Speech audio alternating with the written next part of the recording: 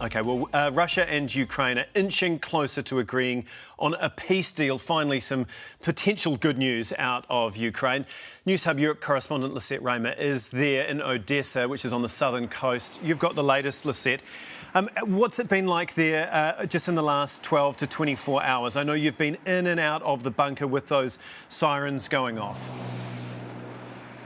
Yeah, the best word, I guess, to describe it is exhausting. It just is completely draining the world people are living in here, because you're constantly on edge when you're out and about throughout the day, and then during the night you don't get a wink of sleep because those sirens are just constantly going off. As soon as you get out of the bunker, you get back home and you maybe are lying down for 30 minutes before another one starts. And I think, especially in the last 24 hours, there's been a real increase in tension around the city because of the news that those warships, the Russian warships, are sitting off the coast and look to be heading this way. So there is an added, I guess, alert around the city that when those sirens do go off, it's not just a matter of an air raid signal that perhaps a rocket is heading north over Odessa. There is a feeling now that one could be destined for Odessa. So certainly exhausting and deeply troubling times for everyone here.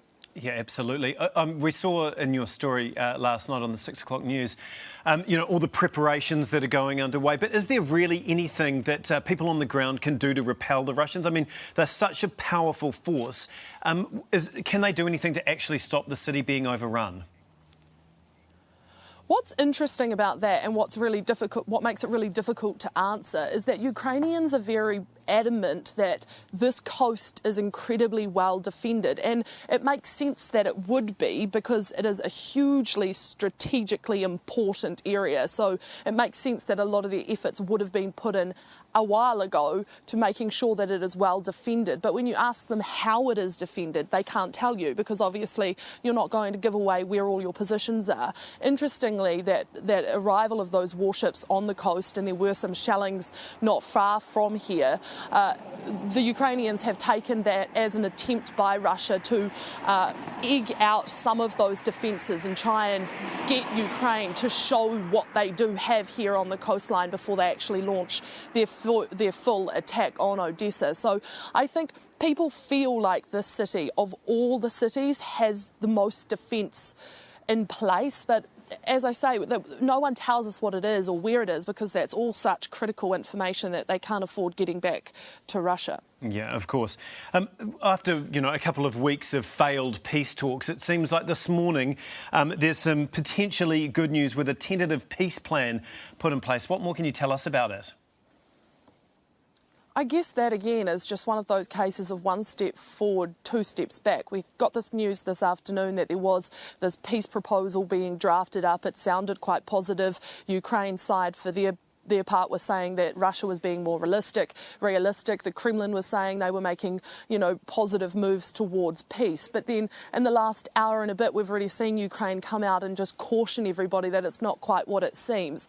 Their non-negotiables remain the same. They want to make sure that all of the Russian troops are out of here, and they want an immediate ceasefire. The Kremlin, for its part, is saying they are eager to look into Ukraine adopting neutrality, similar to what is in Sweden or Austria, where they are EU member states, but they do not have any involvement in NATO. The other option Russia is pitching is for the demilitarisation of this country. Ukraine has come out in the last couple of hours and said, quite frankly, with the war of this scale going on and the blood that we are seeing on the hands of Russia, there is no way that they could contemplate demilitarisation at this point. They need to have some security guarantees. So I guess a bit of promise in that there is ongoing talks. It's the third day in a row they have been around a table discussing options, but still so far to go. Yeah, yeah, that's very true.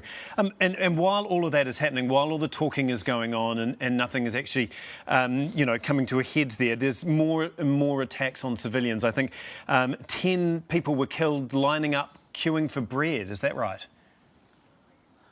That's exactly right, and this is where I think people on the ground here are feeling incredibly disheartened and quite frankly fed up with the ongoing discussion of peace talks, because there seems to be just such a huge disconnect between what is happening in those big high-level rooms and what is happening here. You know, 100 kilometres across down the coast there is just intense fighting and civilians dying every day. There's just been another bombing in Mariupol, which is a city that is just absolutely devastated at the moment, with more than 2,500 civilians reported to have been killed there. And as you say, the latest just north of Kiev, in a city we were in just 3 weeks ago, a perfectly lovely, bustling, full of life city.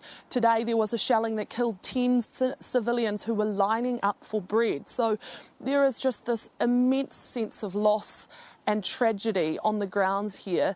And then you hear talk of peace talks coming around the corner as if all this progress is being made, but it is simply not lining up with what is happening here.